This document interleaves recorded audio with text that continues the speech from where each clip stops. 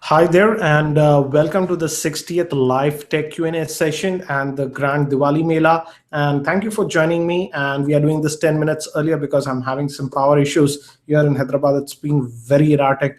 Right now, again, I don't have any power, so running on backup power. But anyways, we have a lot of questions over here, and let me start quickly taking them up. And I'll be ending this session quickly because I have no idea when the power will go out on my and my internet connection conks out. So just bear with me.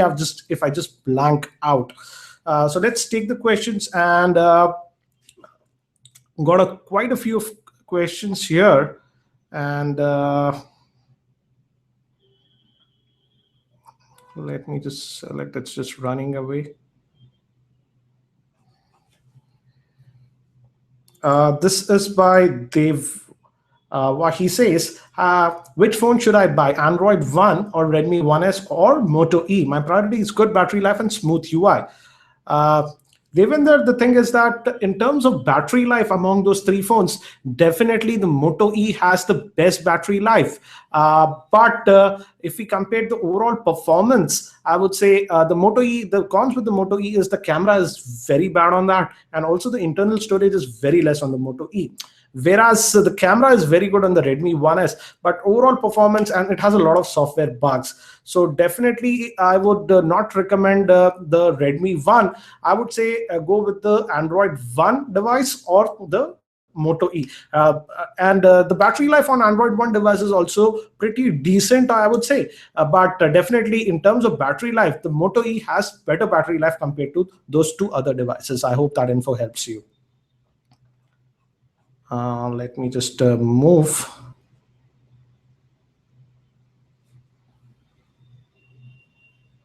Just give me a second, guys. This is by Baljot, a very similar question. He says, I'm looking to buy a good phone this Diwali, and he says he's confused between the Redmi 1S, Zenfone 5, Android One device, or the Moto E. So very similar to the last questions, and he has added Zenfone 5. So I would say talk about the Zenfone 5 because I've already spoken about the other devices. That's Android One device, Redmi 1S, or the Moto E. The Zenfone 5 is a very fluid device. It's based on the Intel dual-core processor. That's an Atom processor. And in functionality, it is very fluid. And biggest advantage is that it has 2 gigs of RAM. Hence, even in multitasking and some heavy apps, it is very fluid. But one place where, actually 2 places where the Zenfone 5 falters a little bit is that the battery life is not that stellar. Yes, with a single SIM, it can last you for a working day, but with dual SIM, simply the battery life is not that great. And the second biggest con with the Zenfone 5 is that the speaker output, the actual speaker on the device is very weak. So if you watch a lot of online content like YouTube videos, etc., on your phone itself, then you will not be happy because the speaker output is simply too low. But apart from these 2 cons, that is the battery life and the speaker, the Zenfone 5 performance is actually very good. You can check out the review that I did for the Zenfone 5 for more info.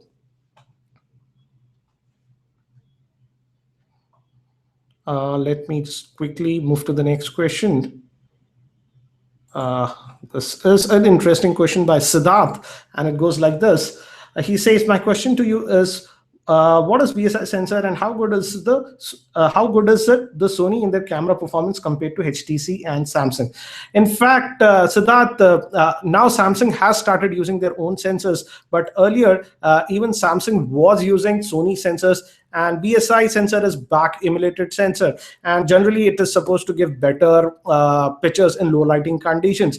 And it's not just the hardware that counts. In fact, if you have noticed some earlier phones, for example the Samsung Galaxy S4, etc., though they use these Sony sensors, and even Sony uses their own sensors in the smartphones, but one place where I found Sony phones lacking is in the software department. It's not the hardware, it's the marriage of the software and the hardware that makes that'll help you get better pictures. And Samsung has been doing that well in their smartphones. For example, for the Samsung Galaxy S4 used a Sony sensor, and then also the pictures came out to be very good. Sony's latest crop of smartphones, for example, the Xperia Z3 and even the Xperia Z2 have very good quality in terms of camera performance. So I would say they are among the top as of now. Xperia Z3 especially had very good camera performance. And still, I would say under Nokia, the Lumia 1020 has the best camera performance. I hope that info helps. Even the for example, Samsung's new ISO cell that they are using, for example, on the Galaxy S5, it was very good, the camera performance. I will soon be testing the Note 4. It also has the ISO cell. That's a 16 megapixel camera, but now they added optical image stabilization. So it'll be interesting to see how the Note 4 camera performance is there. With the OIS, I think so it should be pretty good. Let me just move to the next question now.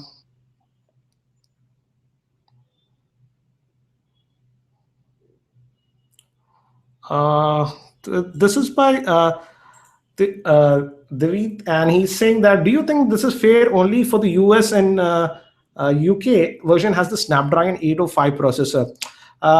I didn't fully get your question. Are you implying this regarding the Note 4? Yes, Note 4 it comes in different variants, for example, Exynos and even Snapdragon. I actually am not 100% sure, but I believe the Note 4 that is launching in India also will come with a Snapdragon processor. I'll soon update about this tomorrow. I'll be getting a hands-on with the Note 4. So stay tuned to my Twitter account at Geekyranjit. I'll definitely test it and let you guys know if it's the Snapdragon or the Exynos version of the Note 3. Sorry, Note 4. Let me just move to the next question.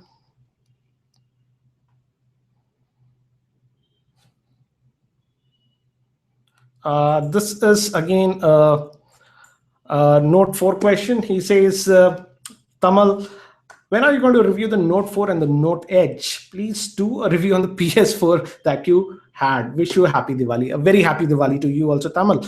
And regarding the Note Edge, I'm not very sure, because as far as I know, Samsung India has no plans of launching the Note Edge. So it'll be very difficult to get hands on that device, because in India, they're not going to sell it.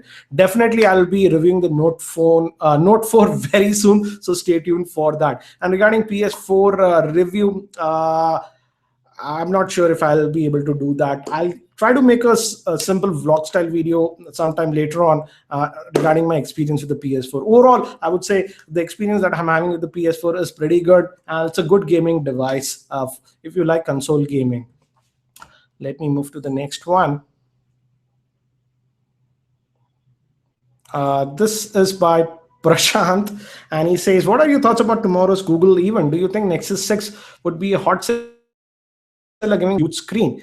Yes, rumors are pointing that Google is going to launch the new Nexus 6 and even the next Android version, whatever nickname Android L as of now, tomorrow.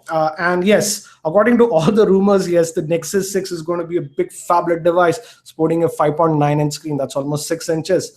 So it'll be interesting to see how the audience, all the people react to that. Personally speaking, a 6-inch device for me is simply too big. But let's see what happens and what will be the pricing. It will be very interesting to see. So I'll update on that as soon as I know more about it. So again, stay tuned to my Twitter account for that. This is by Dhaval, and I think so some of you can help me on this, because I do not test a lot of headphones, and it goes something like this. He says, happy Diwali. Again, happy Diwali to every one of you. Can you please suggest me some good headphones except Grado and also under rupees 3,000? And also, can you tell me which is the best camera you have tested till date? Please give me 2-3 names. Dhaval, you did not specify what the camera in smartphones, etc. And regarding good headphones under 3,000 rupees, I'm actually pretty clueless, because the headphones that I'm using all cost over 3,000 rupees. So if any one of you know a good headphone that costs below 3,000 rupees, do suggest Dhaval. And in smartphones, Samsung Galaxy S5 had a pretty good camera. Even this LG G3 has actually very good camera, and even in artificial lighting and low lighting conditions, it does perform pretty well. Then we have this Lumia 1020. The camera on this one is also actually very good. I'm actually looking forward to the Note 4's camera because now it has that ISO cell and it will have optical image stabilization. So because of that optical image stabilization, I'm hoping that in low lighting conditions and in artificial light, it will also take good photographs, but we'll know that very soon. This is again a question by Manav Punjabi, and he says Moto X 2014 or OnePlus One, or wait for the Nexus 6. I love stock Android.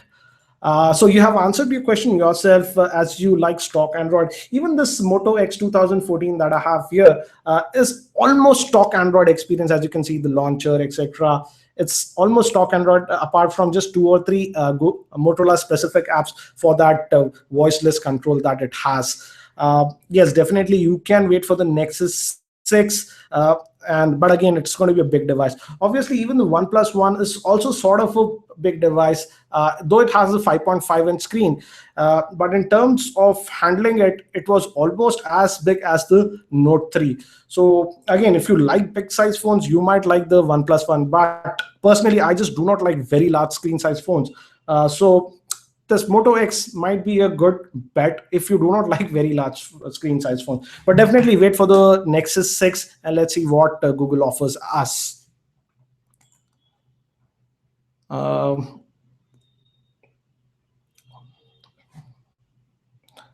This is a question by Ashish Sharma, and he says, I want to buy a phone under rupees 10,000 and was waiting for the Asus Zenfone 5 to be in stock. Or should I force my 13, he's saying upgrade his budget to 13,000 and go for the Moto G2? Is it worth that?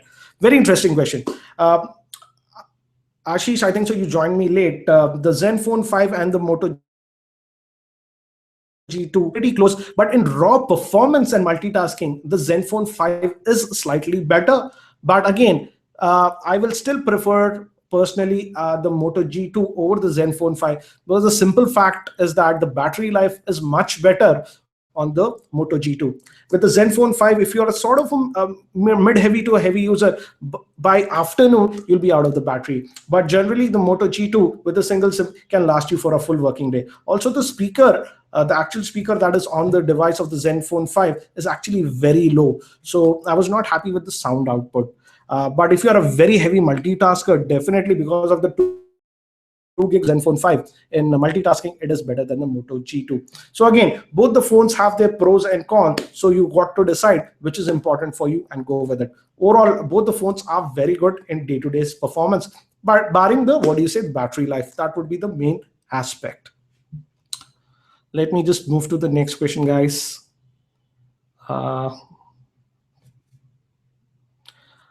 This is by Ankush, and he says, what are your thoughts about the Samsung Grand Prime?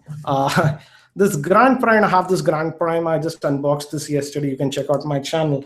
And this is sort of a entry-level mid-range Android phone by Samsung. And it is under the Grand 2. I would say it's not above Grand 2. In terms of screen resolution, it's not 720p HD. It's just a QHD device. And the biggest thing is it has a updated processor. I would say it's a 64-bit processor, and it's a Snapdragon 4010 with the Adreno 306 GPU. I've been testing it just for a day, I would say, and overall in terms of performance, it has been performing very well. I did not notice any lag yet, but I'm still testing this device. So overall, in terms of fluidity, it is pretty good. And the biggest thing with this device, Samsung, according to their marketing, is the front-facing camera, which is a 5-megapixel shooter. So Samsung claims that it takes better selfies. I did not test it yet because I was a little bit busy. So if you want to know more about this Grand Prime, just stay tuned to my channel till the weekend or so. I'll try to post a review. Overall, initial impressions, I would say, it's a pretty nice device. It's nothing like the Core 2, which I did not like, and it was sort of a garbage device. This looks like a decent device if you are on a tight budget. And I heard that this is available in local stores for around 14,500. So typical Samsung, if you just wait for about 1 or 2 weeks, you might be able to get it for around 14,000 or so. Let me just move to the next question. This is by Gaurav Chaudhary, and he says, please help me. I'm from Dubai and I'm able to get the OnePlus One, 64 GB for 26,000 rupees. Is it a good buy at that price? I'm upgrading from LG G2. What happens when we turn on art in Android and add apps in the future? Do they automatically get converted to art? Gaurav, regarding your first question, yes, if you're able to get the OnePlus One for that 26,000 rupees for the 64 gig version, it's a great deal. Go for that. It's a definite upgrade over the current LG G2 that you have. And I haven't actually enabled art on OnePlus One because I didn't have it for that much long time. I just had it for a day. But I have been using art runtime on my LG G3 for over a month now, and it's been perfectly working fine. So you don't have to worry. You just enable art once, and by default the runtime will be art, and you don't have to worry about apps, etc. Yeah, I would say some of the apps, very few. Till now, I didn't have any problem with my LG G3 running art. Some of the games, specifically, some older games, are not compatible with the art runtime. But overall, I have no issues running art for general usage over my LG G3, and I expect the same with the OnePlus One running art. Let me just move to the next question.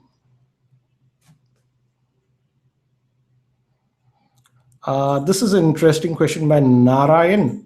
And he says, why didn't the Moto Voice on the first gen Moto X get updated to the new interface, as that's on the Moto X second generation? And after some issues with the Moto 360, do you still think it's the best smartwatch? Very interesting question, Narayan. Again, you have to ask Motorola why they did not update the first generation of Moto X with the new voice features that we are getting on the new Moto X2. Again, I think so. I don't know. I'm not very sure if we will get those features on the older generation of Moto X. Regarding this Moto 360 that I'm using, yes, with charging, there are some issues. If in hot conditions, it won't fully charge. But still, I have found a workaround with that, about that. In a relatively cool pace, if you charge, it's charging to 100%.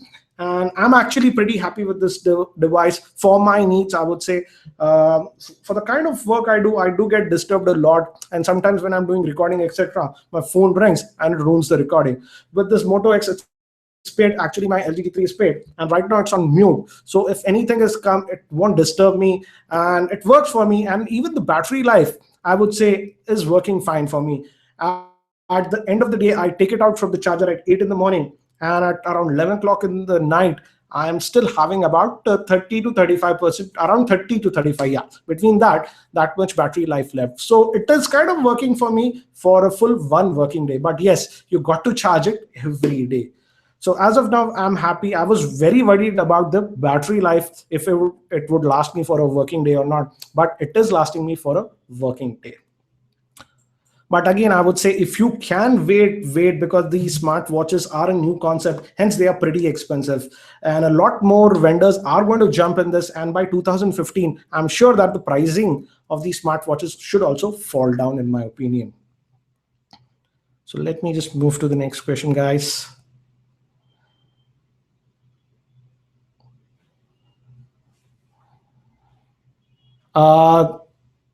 Let me just, this is a very peculiar question. I'll just take this. And this is by Satish. He says, is it a rumor that top brands are going to refuse warranty for online products? Why are all worried about the big billion day? What's your thoughts on the latest trend in e-commerce? Will they really kill the local retailers? Satish, I can't comment too much on it, but I just heard today news. I don't know if it's 100% true, but Flipkart was fined 1,000 crores. That's a big amount for that billion sale, because they offered discounts, crazy discounts. So I'm not sure how this e-commerce thing will go in the future, and if they will continue to offer huge discounts. So it will be interesting to see how this industry moves on. It's still early phases of e-commerce, and I generally use e-commerce. I buy a lot of stuff online due to the convenience factor. Many times the pricing is almost similar to what I get in retail stores, but simply I can just order it and I get it in my house. I don't have to go to the store and waste about 3-4 hours. The traffic, etc., is very crazy. I generally buy for that, yes, but if we are getting good deals, then also I look for that. But it will be interesting to see how it pans out in the future. I'm a little bit clueless about it.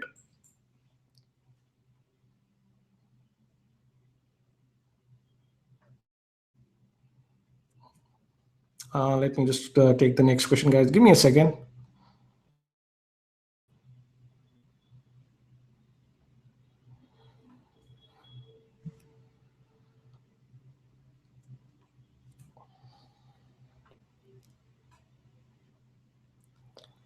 This is again a question by Max, that is 849. He says, what are your thoughts about Samsung Galaxy Alpha and Sony Z3 Compact? Do you think that Sony and Samsung are making a fool of Indian consumers by providing only 720p display for rupees 39,700 for Galaxy Alpha and 45,000 for the Z3 Compact? Maxi, you need to realize that if you look at any device that is around 4.7 inches and lower, it does not have a 1080p screen. We don't have panels. This is the Samsung Galaxy Alpha that I have with me. Yes, it's a 4.7-inch screen and it's a 720p AMOLED screen. And in AMOLED screens, if you want 1080p display, you have to go till 5-inch screen size. There is no AMOLED display for a 4.7-inch screen. So that's the limitation as of now. So yes, but to be very frank, when you look at these displays, you cannot see a major difference between a 1080p and a 720p. It's just marketing hype. So as of now, we don't have 1080p displays for that 4.7-inch screens. And I think so that's the major reason these manufacturers like Samsung and even Sony for their Z3 Compact are still using the 720p HD displays. And again, yes, these are kind of premium devices. They are pretty expensive. This Alpha is retailing for about 39,000, and that Z3 Compact is retailing for about 45,000. And these, I feel that these are not mass market products, and these are kind of specialty products for people who still want pretty high-end devices, but they just simply do not like larger screen device. And if you are that kind of a person, this is a device for you. But again, you got to pay the premium for it. That's my frank opinion. Let me just move to the next question.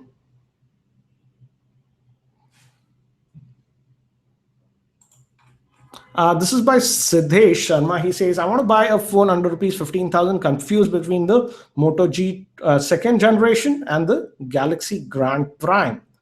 I would say the Galaxy Grand Prime might have a slightly better camera compared to the Moto G2. But overall, if it was me personally, I would go with the Moto G2 because Motorola has already promised future Android updates with that device, like Android L will be getting on it. Generally with Samsung phones, especially their mid-range phones and lower-end phones, they do not generally get updated to the latest versions of Android. So personally, if it was me, I would go with the Moto G2 compared to this Grand Prime.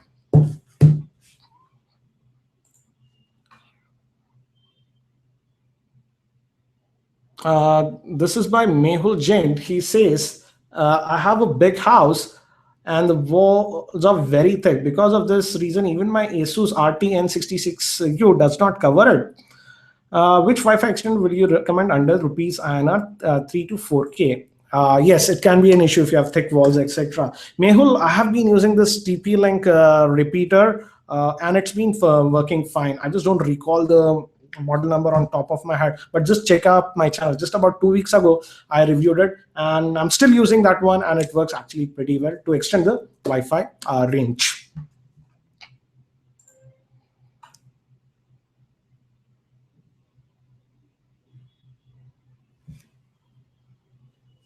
Let me just move to the next question, guys.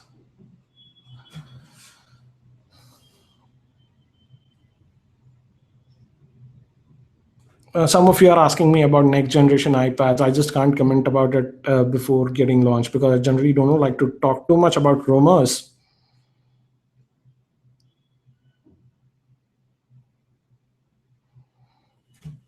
Let me just move, guys. Give me a second. Let me just refresh the questions. It's refreshing slowly. And again, guys, there is a power outage. Still, I'm doing this live session. So if the feed just vanishes, just please bear with me. It's my ISP. I have a backup. It's running on backup, but my ISP's connection just conks off after some time.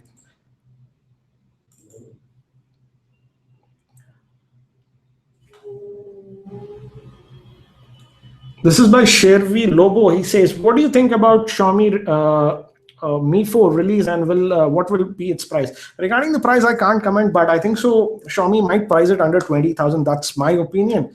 And regarding the release, they did not specify anything, but looks like end of November or early December from the rumors what I'm reading.